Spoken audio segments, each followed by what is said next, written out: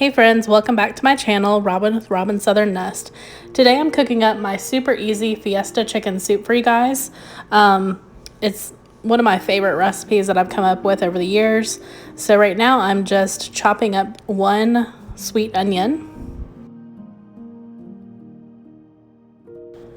So after I have this onion all diced up, I go ahead and add a little bit of olive oil to my saute setting on the Instant Pot. Now you can certainly do this recipe in a slow cooker if you don't want to use your Instant Pot.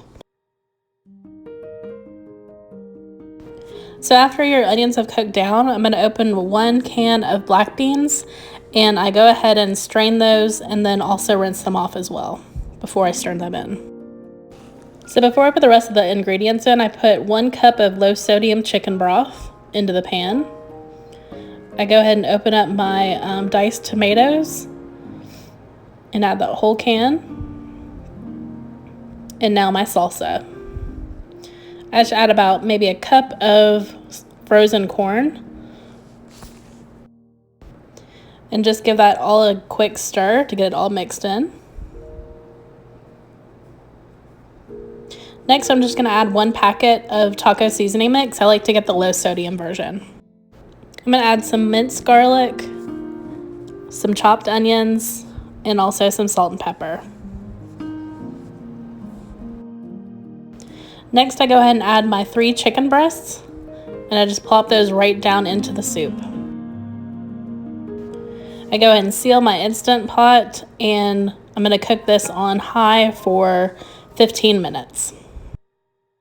So I let the Instant Pot set for maybe 10 minutes, and then I go ahead and do a quick release and wait for that pin to drop before I add in about 2 or 3 ladles full of soup with my cream cheese that's been sitting out.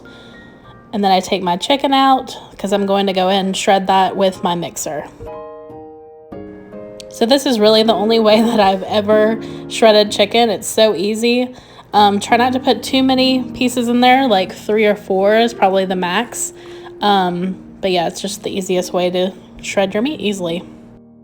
So after the chicken is shredded, I go ahead and add it back to the soup. And then my little concoction of soup with the cream cheese is sitting aside.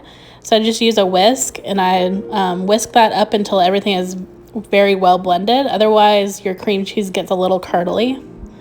So it's just a quick little tip. And then I add that soup and cream cheese mixture into the rest of the batch. To serve, I just add some Fiesta blend cheese and then a little dollop of daisy, and then my favorite Tostitos Cantina Thins on the side. You can get the full recipe over on my blog at robynsouthernnest.com, and I'll have a link in the description of this video. Thank you for watching.